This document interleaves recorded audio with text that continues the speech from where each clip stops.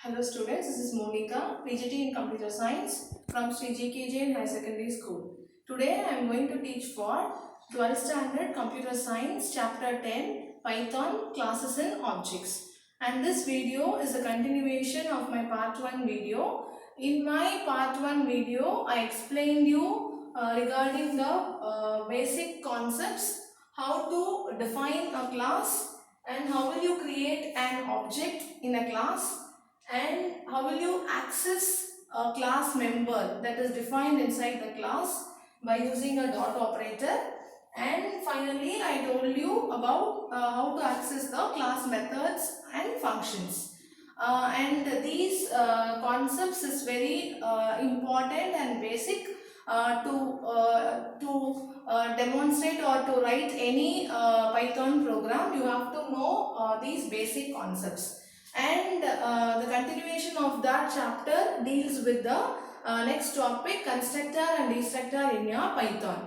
Constructor is nothing but it is a special function that will be executed automatically when the object is created. Whenever you create an object in your program, in that step itself the constructor will be executed automatically without even calling your constructor. The constructor will be executed automatically.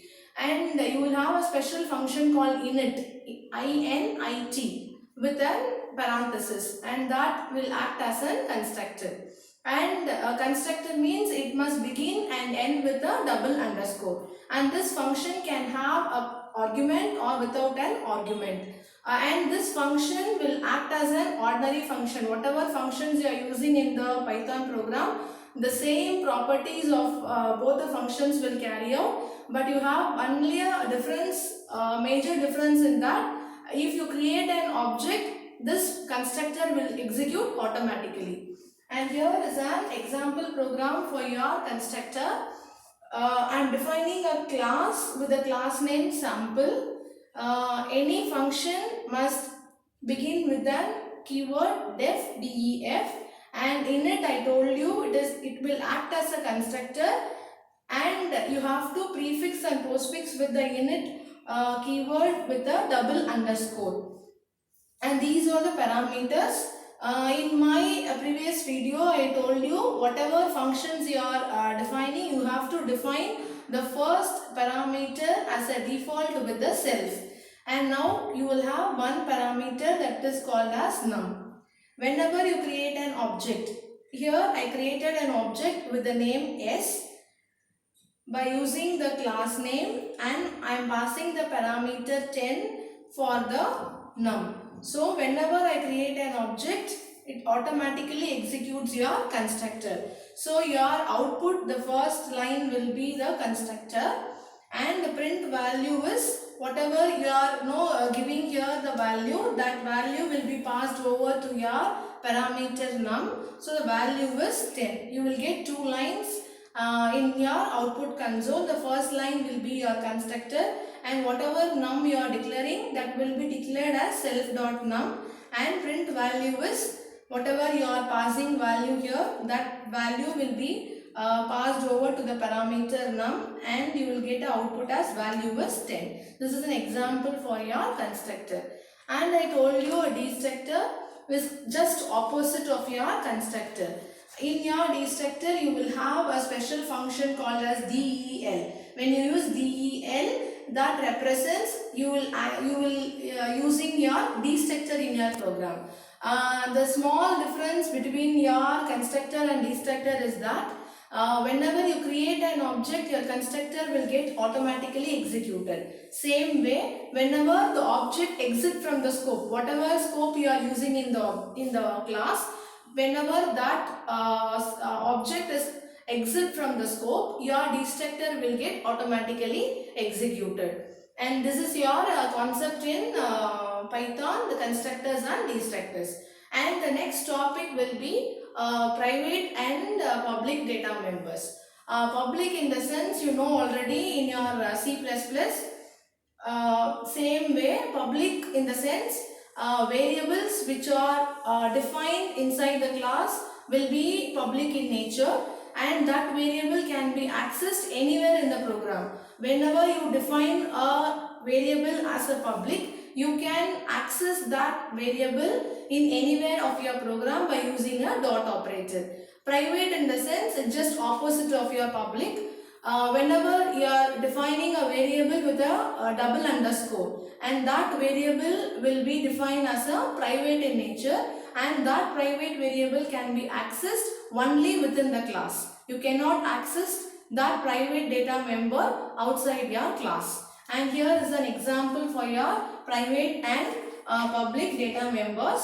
Same way, I am creating here a class with the name sample, and in it I told you it's a constructor, prefixed and postfixed, like before and after with a double underscore. Self is a default first argument. N1 and N2 are the two arguments you are passing in your constructor. So whenever you create an object, S is equal to sample 1, 2. It will automatically execute your constructor in the program. So you will get the constructor as self N1 is equal to N1. It is public. I told you whenever you define within the class without any underscores, it will become private, and if you define with the double underscore, it will become private. This is public and this is private. So here I am passing 1, 2 as the two parameters n for n1 and n2. S.display is a function or a method, whatever I want to accessing in my program, I will access that with the object by using a dot operator. So it will access my display method here. So print variable 1 is self.n1. So self.n1, your output will be variable 1 is equal to n1 is nothing but 1. So first output will be 1 and the second output will be 2. And you are accessing your data members outside your class. Print value 1 s.n1. It will give you the output as value 1. S.n1 is same 1. And value 2 is s dot double underscore n2. It is private in nature, so it cannot be accessed outside your class. So this will give you an error message. But you can access the public data members outside the class also. But you cannot access this n2 because it is defined as a private. So this will give you an error message. So this is an example for differentiating your private and your public data members. And your topics, whatever in your 10th chapter is got over, and I give you a small sample program. That program is already given in your textbook also. I am just explaining this program. You can write this sample coding for any of your 5-mark question. You can use this for like a constructor question or a class or a creation of an object. For any 5-mark question, you can use this sample program in it. And this sample program will calculate the area of a circle. Same way I am creating here a class with a class name circle, and I am defining the value for pi as 3.14. So whenever I am now creating my object, that is C, I am passing with the parameter R. So my constructor will get automatically executed, and that will have one parameter with a name called R1.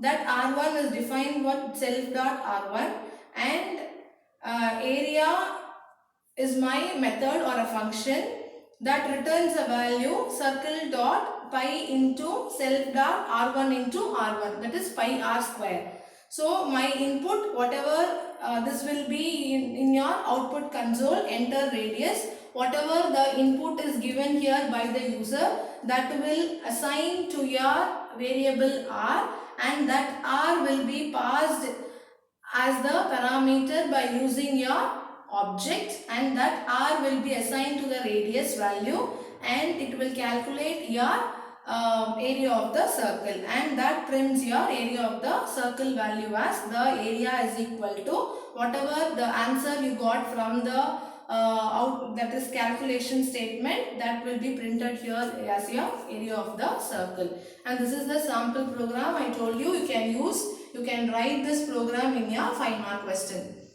And students, that's all your concepts all about in your chapter 10, and this chapter is very important and it deals with all the basic concepts in your Python to write any simple program and execution part. I hope you understood, and you have many example programs also given in your textbook. Go through all the examples. Thank you, students.